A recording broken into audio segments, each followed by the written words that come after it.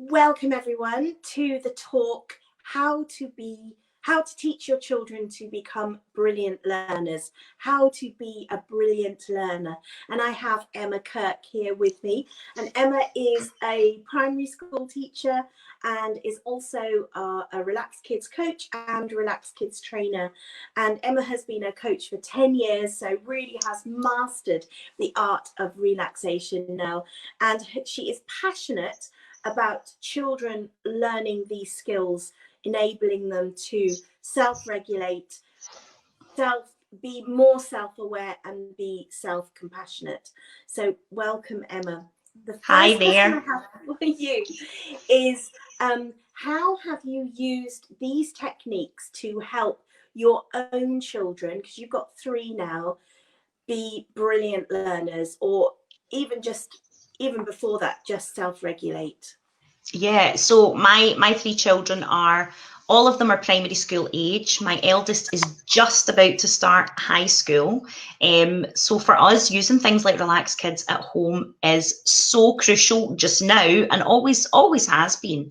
But with my eldest, for her, she didn't get to finish her primary 7, so her final year, obviously, of primary school, because lockdown happened, and not being able to get the same visits to high school and be aware of what was going to happen and how it was going to feel when she was in high school.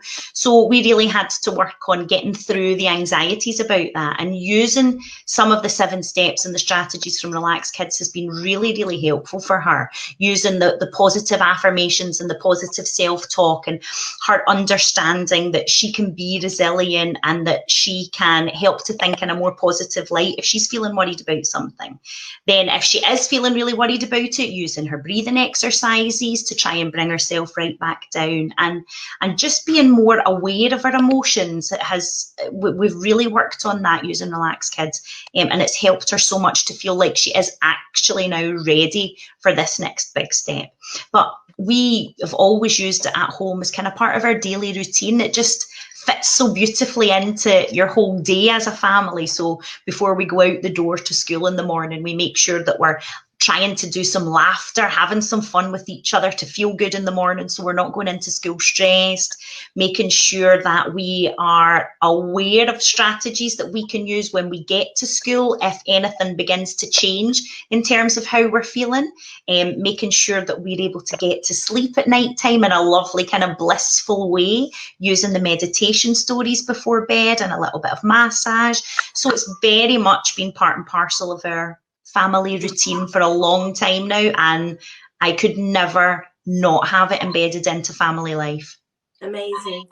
So now going to your school, as a school teacher, because you have your one class, don't you? Yep. How have you managed to encourage the children who are not naturally brilliant learners, find it incredibly difficult to be brilliant learners? And have you noticed an incredible change after using some of these techniques? Yeah, absolutely. So first and foremost, what's been really critical to kids understanding how this can be of such benefit to them in school and how it can help them to be a better learner is giving them a little bit of understanding about their brain, and really briefly we introduced them to 3 little characters that talk about different parts of their brain. And obviously you've got a wise owl that represents your kind of learning and processing part of your brain that's really important when they're in school. So they need to understand how that part of their brain works. Then they have to understand that they have a hippocampus where their elephant lives, because elephants never forget. They hold on to all the things that your wise owl learns and processes, and to let them know that that working relationship in their brain when they're in school and for them to access their learning is so important, but that they have to work to create the right brain conditions for that to happen. And they have to understand that one other little part of their brain can be really important to know how to get under control, this little meerkat or your amygdala. So once they understand the kind of neurology of learning and the science behind how the brain works for them to learn, they really are able to understand why I'm asking them to use relaxation strategies and strategies to develop their mindful self-awareness and to give them tools to self-regulate. So once they understand why they're being asked to use it, they've been much more willing to engage in actively doing the 7 steps and the processes. So kids that maybe, the area that I work in is a kind of mixed demographic, and we have different indicators that we measure social and economic deprivation, and we have quite high numbers of children living in poverty that come to our school. And they can come to school in a lot of different ways. They can come to school stressed, worried, maybe having had to get themselves out the door to school because parents have maybe been working night shifts to try and earn to support them. So they come to school in very different states of readiness to learn. And once the children understand that their brain has to be in the perfect balance and conditions for them to be able to truly unlock their learning potential and really absorb everything that we are going to teach them that day, and to be able to remember it, they have loved using the strategies because they felt much more ready to actually sit down and focus and concentrate once they've dealt with how they feel in themselves. So teaching them all the skills of how to be, self-aware, and we've used the incredible Relaxed Kids book, the Monster Handbook, at school. So for working on their emotional literacy and for the children to be able to understand all the different range of emotions that they can feel. And the book is so good that it doesn't just teach them how to understand these emotions, it teaches them how to spot it in their own body when that emotion's coming upon them. And not only that, it then gives them a third tool in their arsenal, which it gives them the ability to be able to manage that emotion, practical strategies that they can employ to help. For example, if they're feeling really angry and frustrated, maybe I've had children who have really just been struggling with the work that they're doing and just get so angry and frustrated that they can't do it, that they've wanted to throw in the towel. And them understanding, actually, wait a minute, my wee meerkat's gone on alert here. I need to sit and do some calm diaphragmatic breathing to help me regulate myself, to bring me back to a position where I'm brain ready to tackle this learning, and to use the positive self-talk of positive affirmations to help remind themselves and be self-compassionate in that it's okay that I don't understand this yet. It's all right to get things wrong, and they're much more able to take the next step and be resilient to try and give it more of a go. So that I found the strategies in terms of getting children feeling equipped and ready to properly get on board with their learning and hold on to that learning and really make it deeper learning, that using the 7 steps in school has been genuinely priceless, absolutely priceless. And the children really recognise it as well. And have you noticed a change in their learning? Absolutely. So a change in their ability to tackle something that's difficult. It helps them to develop a growth mindset. Everything that we do, in particular, we've used things like the Relaxed Kids star cards. So they've worked on, picking a positive affirmation and using the repetition of that positive affirmation and knowing how to work with positive self-talk to help develop that growth mindset so that they're able to tackle work that initially they might have found difficult or been like, oh, I'm not even going to give that a try. It's also helped to really foster empathy and compassion among their peer group. So possibly where they might have maybe been a bit unkind and dismissive of other people before, through working with the Relaxed Kids strategies and practicing self-compassion, they've really developed an understanding of how good that feels, and they want to give it out to other people in their peer group that potentially they maybe wouldn't have connected with before. But once they've realised how valuable that is, they've been much more able to give it out to others. So in terms of creating the right environment for learning, the 7 steps is, to me, it should just be part and parcel of daily classroom life for every child, to help them just be able to process and learn better. Yeah, I mean, we did a study, it's a good few years ago now, but the Knowlesley Sylvester School in Knowlesley, and they did a whole school approach where every class teacher was trained every classroom, they had a week, they had a room, a nurture type, really a relaxed kids room basically. Yeah. And they did, every class would have a week to do just relaxed kids for an hour. And then each teacher would do morning assemblies. They'd have relaxation in the morning after breaks, and dotted out during the day. And that, it was in an area of quite deprivation. Yep. And they reduced their exclusions from 19, a primary school, to 0 in 3 years by using so you can see the empathy. Absolutely. You know, the knock-on effect is not just about. And I remember when I first started Relax Kids 20 years ago, parents and teachers would look at me and go, children don't need to relax. They're fine. Just give them the work, give them. And but you know, even more now. I think 20 years ago they didn't need to relax as much, but now it really is so important. So you've seen massive changes. 100%. And in actual fact, I actually mentored a group of probationer teachers through a study that they were doing on the efficacy or the impact of using relaxation and meditation strategies in the classroom and its impact on children's focus and concentration for learning.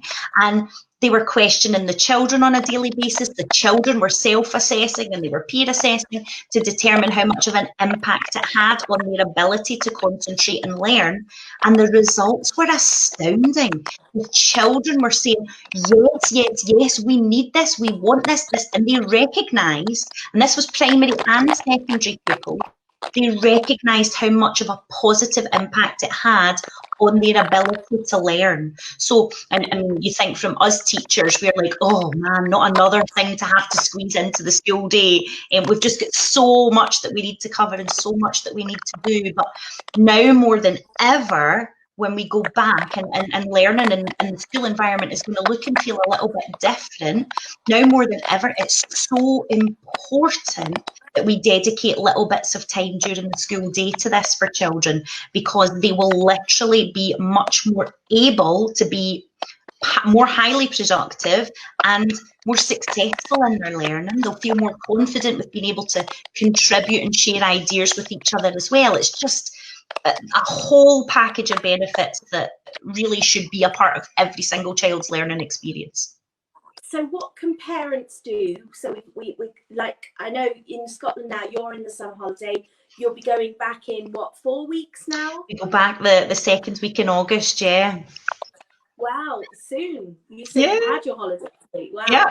So I mean, we go back a month later, in England anyway. So what can parents do to help their child be brilliant and get ready for going back to school to be brilliant at school?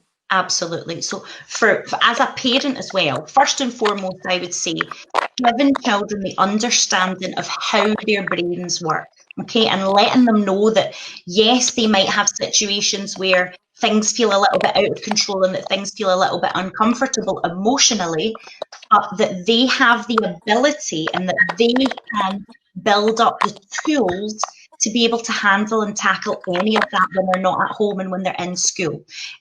So working on things like emotional literacy with children, teaching them about their feelings and their emotions, helping them learn how to recognise them in their own bodies. So I would say, for me, I give out the Monster Handbook as gifts to friends for their children's birthdays and stuff like that, because I just think it's such an incredible tool. It takes children through lots of different situations and teaches them. So if, for example, a child is feeling frustrated, or I think I've already said angry, so let's say they're feeling worried, okay, they're feeling worried and anxious. It teaches them how to spot that feeling in their body. So, for example, are they noticing that their heart's starting to beat a little bit faster? Are they noticing that their breathing's getting a little bit quicker? Are they noticing that their eyes are starting to dart about and everything's feeling a bit sped up? Once they've spotted that, then The book teaches them that actually this is okay, this will happen, but you have the ability to handle this situation, and here's how you handle it. So I would be working through the Monster Handbook with my children over the summer holidays. If I hadn't already, obviously we already do it, but if it's something I hadn't already started, I would absolutely recommend to every parent to have the Monster Handbook and to begin working their way through that with their child. Actually, as an adult, I've found it really enlightening because we have the exact same feelings and emotions that children have, and it teaches you as a parent and as an adult to be able to cope better and handle those emotions when you experience them as well. So you can model positive behaviour in terms of how you handle emotions and feelings too. So during the summer holidays, I would absolutely be working my way through the Monster Handbook.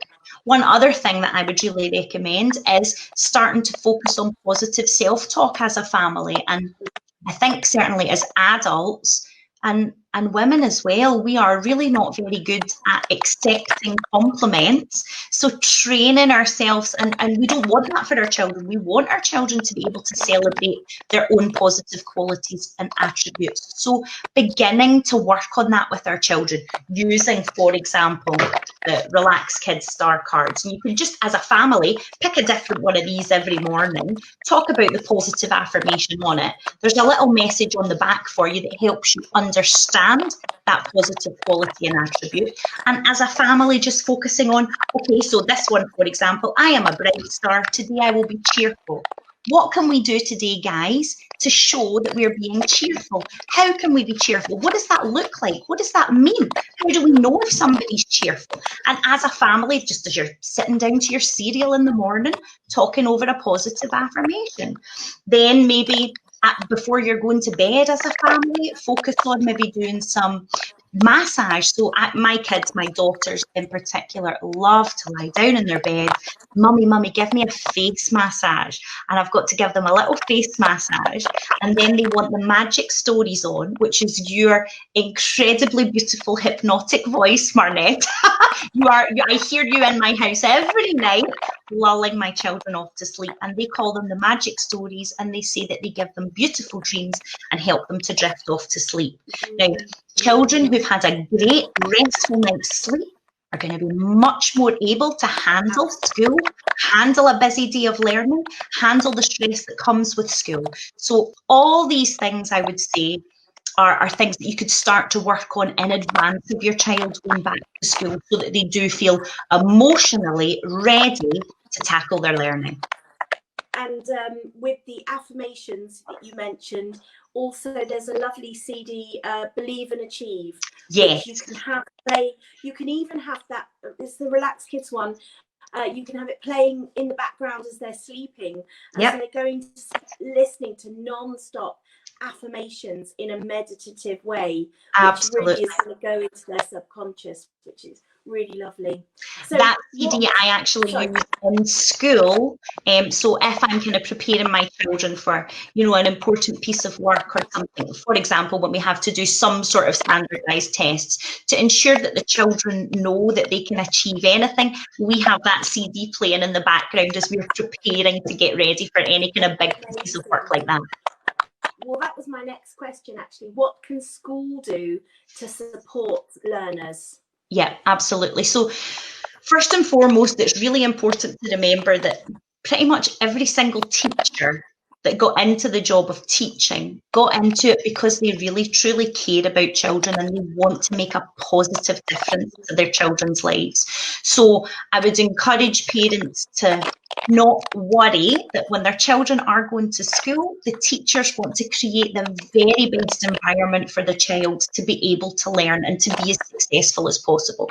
So things that teachers in schools can do are, for example, a soft start of a morning. So when children come in, instead of straight down, heads down, pencils out, jotters out, get busy with your working, a softer start where you maybe come into the classroom and there's lovely relaxing music playing as they come in, that they're told to sit down morning. They've been taught different types of breathing exercises. Children might be sitting at their desks in the morning doing some relaxing finger breathing, inhaling and exhaling, and inhaling and exhaling. Children might be focusing on a positive affirmation that could be up on the board. That could be the positive affirmation for the day. Schools could have a big Relax Kids star chart that has 52 different positive qualities and attributes listed on it. And as children walk in the classroom door in the morning, they can look up at the chart and pick a positive quality and attribute about themselves and sit and focus on that. There's so many different ways that you can start the day in a calm way so that children are properly ready to access their learning.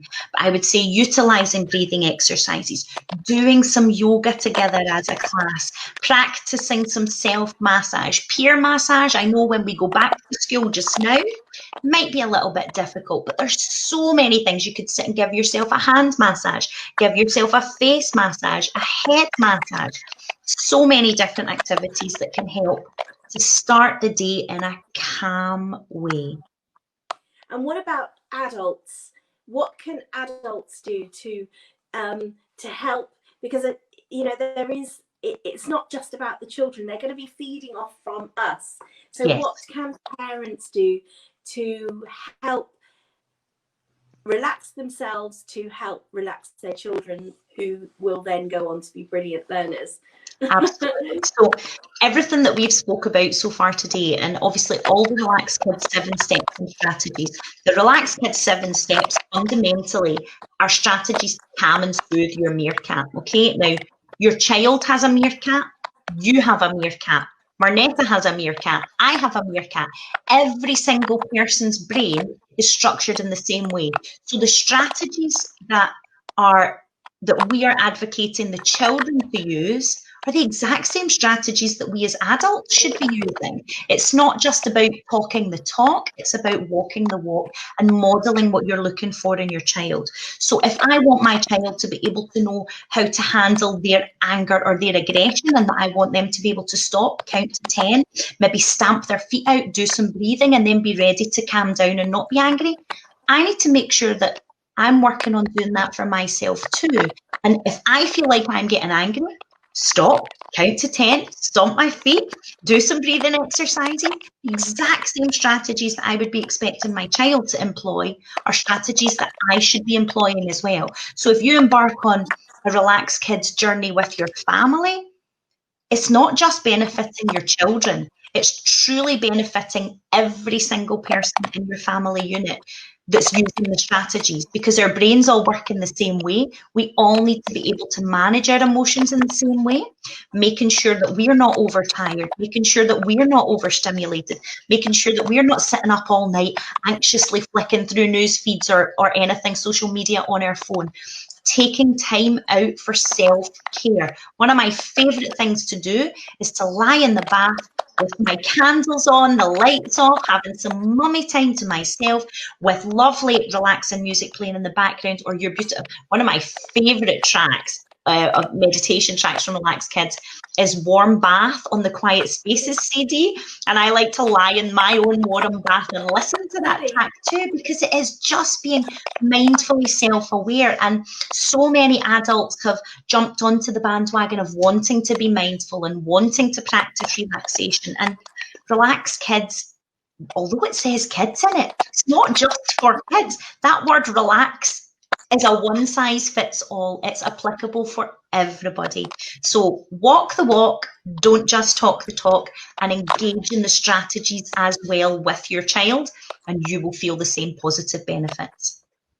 Amazing. I mean, what could be better? And there are so many benefits, aren't there? So many benefits. Yeah. Thank you, Emma. No problem. The children in your class are so lucky. I always think this, and I always say this.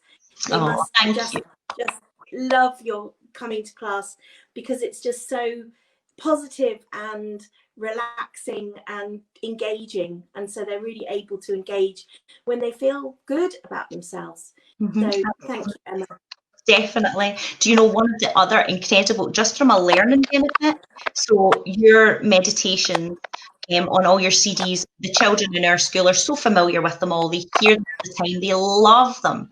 But it actually stimulates their own imagination and creativity. And we have produced, or the children have produced, some of the most incredible pieces of imaginative writing, which is a really hard genre for children to tackle, by writing their own guided meditations inspired by you. So I get all of my classes to produce their own meditation book of stories, where everybody's to write a different meditation, and it gets put in a book and we share them around other classes. And it's just incredible to see the creative situations that children come up with as the context for their meditations. It's incredible. Absolutely amazing. I remember also there was a school and they went in for a competition. They used lots of Relax Kids CDs, listening all the time. They went in for this competition where you could get your whole canteen redesigned, and they won the competition, and because they had to design and they designed images from their meditations that they saw in their imagination. Yeah. Amazing. They won the competition. Yeah. Oh, that's amazing. brilliant. And they got the canteen. So they basically had their imagination in the canteen. Just brilliant. So I love Relax Kids sort of goes into so many different areas and makes such a difference. Absolutely. But thank you, Emma. That's no problem. My pleasure. Thank you. Bye. Bye.